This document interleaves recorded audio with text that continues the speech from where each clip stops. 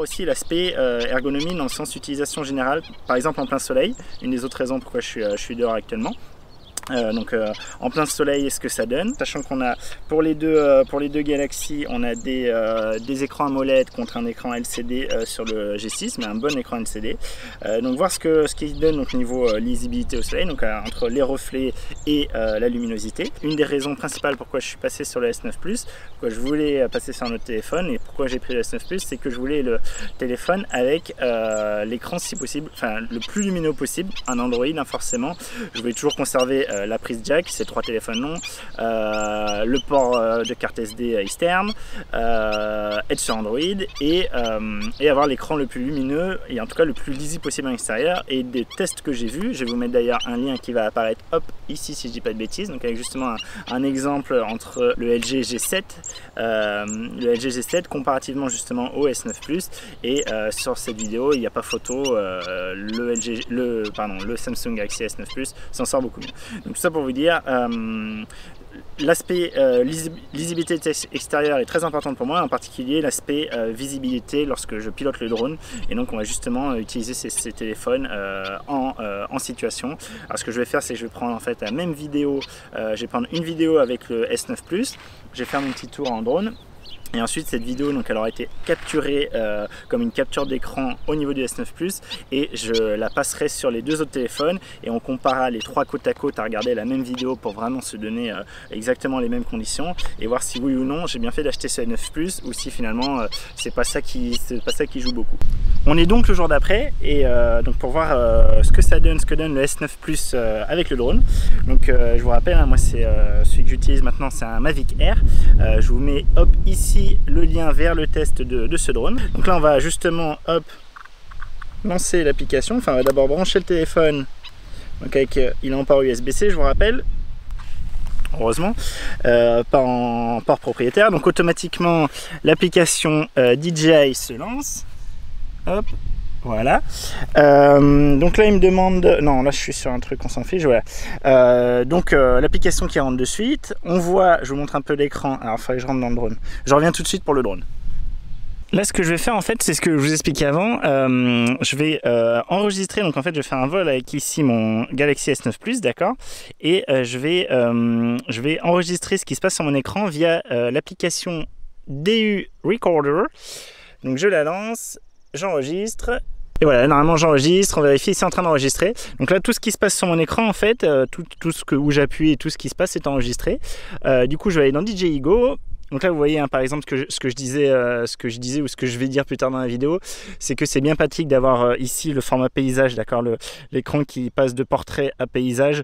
Ça, c'est vraiment donc, comme sur les tablettes, et je trouve que c'est une super bonne idée, et je comprends pas pourquoi les constructeurs font pas tout ça. C'est quand même beaucoup plus pratique quand, par exemple, on utilise une télécommande comme ici. Donc là, je rentre dans DJI Go 4, j'ai déjà fait la liaison avec le drone, je vais sur le GoFly. S'il veut bien, voilà. Là, normalement, j'ai fait la calibration du compas, tout va bien. Ok, on va décoller et on va faire le vol. Donc, vous voyez là, typiquement, hein, j'ai mes boutons accessibles, hein, que ce soit ici, donc ici en haut, les paramètres, d'accord. Ici, de passer en caméra ou en vidéo ou en photo. Tout ici est accessible, donc c'est pas comme sur par exemple l'iPhone 10 ou même moi je sais que sur le G6 j'avais un côté, en fait il est plus fin d'un côté que de l'autre, du coup j'étais un peu embêté et je pense que tout ce qui est avec encoche aussi peut vite être embêtant. Bon après du coup on cache l'encoche, mais là l'avantage c'est qu'on a vraiment 2 côtés symétriques, 2 bordures hautes et basses symétriques, donc quand on met la télécommande on est bien fixe dedans, tout va bien, et donc tous les boutons sont accessibles, hein, sans aucun problème. L'écran est grand, ça se voit bien, on est content. Donc je vais décoller, hop, hop, alors vous allez voir le drone qui monte, voilà, il est là, il y a un peu de vent. On est en fin de journée, on est en fin d'après-midi, donc il y a pas mal de reflets, le soleil est assez bas, il y a pas mal de reflets sur l'écran. Ah, mon chien va aboyer sur le drone, je vais le monter, voilà. Et donc je vais faire mon vol, donc vous voyez, hein, là vous voyez ce qui se passe en live sur l'écran. J'essaye de vous le montrer bien. Donc là je tourne, Voilà, et donc tout ça est enregistré actuellement sur l'application que j'ai lancée, l'application qui est en fait une capture d'écran du téléphone. Et du coup en fait on va comparer ça sur les différents téléphones, parce que du coup ça sera vraiment exactement la même vidéo, avec la même luminosité, etc. Donc ce que je vais faire, c'est que je vais tenir la caméra à la main, là, comme vous voyez seulement dans le reflet. Donc désolé si ça trame un peu, mais je pense qu'au final ça sera plus probant, parce que je pourrai plus faire les angles différents pour vous montrer. Donc là j'ai toutes les luminosités à fond, et donc j'ai tout décalé d'1 seconde, ce qui fait que normalement je vais les faire une par une, et j'espère que ça va tout se synchroniser. On va voir. Je lance. Donc là en théorie on est à peu près exactement sur le même timing de vidéo. Il y a peut-être un léger décalage, j'essaierai peut-être de vous le changer si ça va pas. Et donc ce qu'on va faire, c'est qu'on va les mettre bien au soleil. Voilà, donc là on est vraiment au soleil. On est vraiment alors c'est du soleil de soir, d'accord, donc c'est pas du soleil plein comme on peut l'avoir en plein midi par exemple. Mais donc vous voyez qu'il y a quand même pas photo, hein. On est sur la même vidéo, ok, je vous le rappelle. Hop, voilà, j'ai relancé les vidéos. Normalement on est vraiment sur le même timing à peu près. Ouais, là ça correspond bien. Donc vous voyez, bon, évidemment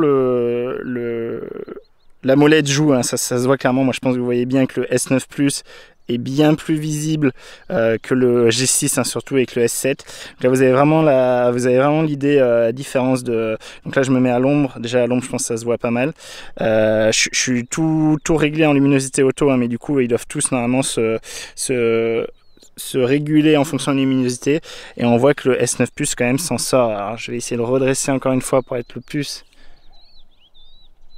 au soleil possible. Donc vous voyez que il n'y a quand même pas photo, hein. Vous voyez comme c'est la différence. Donc ça s'est redécalé encore.